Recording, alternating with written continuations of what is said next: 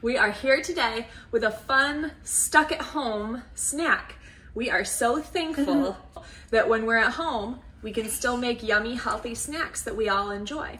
One of the best things about eating healthy is that even when you're in a time like this, when the stores might be out of some of your favorite foods, you can almost always still find fresh produce because the stores plan to restock that more regularly anyway.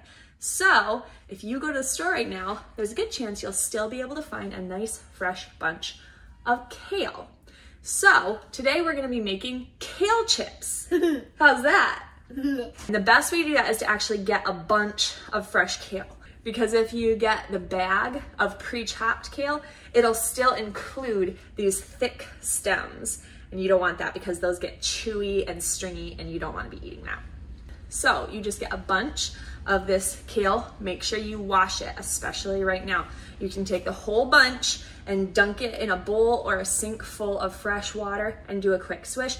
If you have a vegetable cleaner, go ahead and add some of that and then give it a good rinse. However, one of the most important things for kale chips is to get your kale as dry as you can, because if it's wet going into the pan, you're gonna have soggy kale chips. So I'm gonna go ahead and start peeling the leaves of the kale away from the stalk. And once we get that done, we'll add in a few other ingredients and then we'll be set to go. Right? Right. Right.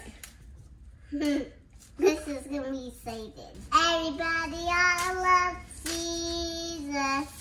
Jesus, Jesus, He died on the cross to save us sins. Everybody loves Jesus. All right, as you can see, we have all of our kale taken off the main stems. It's fine to keep the veins in the leaves.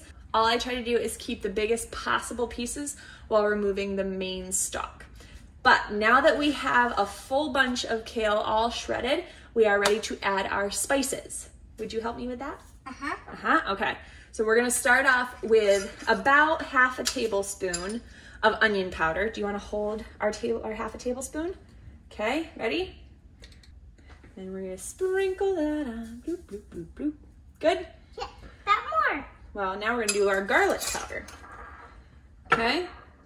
Now we're gonna do about a half a tablespoon of garlic powder. Want to sprinkle this on? Go ahead. Good job. And now we are going to do a heaping half a tablespoon of dill. And all of these together are going to give us a little bit of a ranch flavor to our kale chips. Yummy. That's yummy. And lastly, we are going to add about 1 teaspoon of salt. And that is it for spices. Now, the tough thing about kale chips is every bunch is a different size, so these measurements you can adjust to your own taste.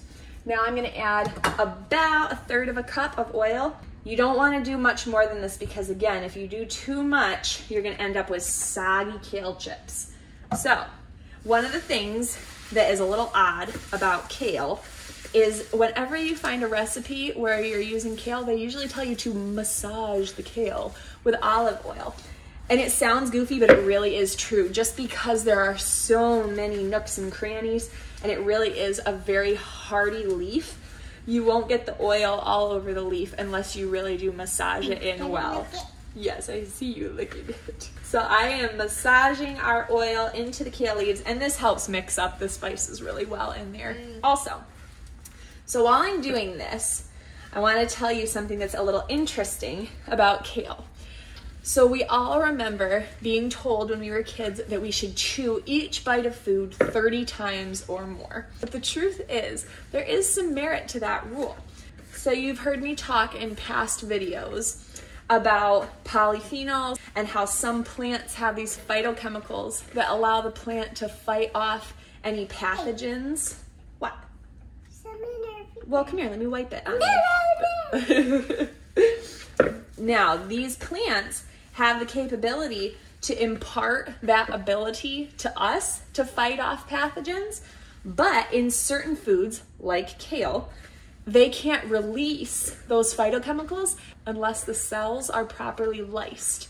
Now what that means is if we don't chew the kale enough to lyse those cells, we don't get the benefits of the phytochemicals. So your best bet really is to chew and chew and chew and chew.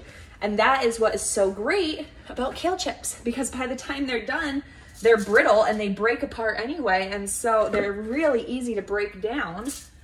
And so it's easier to get those phytochemicals from the kale into your own body. So now that we are done mixing, I am just taking the kale and I'm putting it on 2 baking sheets. And your best bet to get crispy kale chips is to make sure that the kale is dry and also to spread it out as thinly as possible. If you have a bunch of leaves caked on top of each other, you're gonna end up with soggy kale chips. All right, we have our 2 pans of kale. It's all seasoned, it's got its oil, and they're separated out in a nice thin layer, so they should crisp up well for us. Our oven is at 275 degrees. Now again, depending on your individual batch of kale, how wet it is, how thick of a layer you have, the time that it's gonna be in the oven is going to vary a little bit.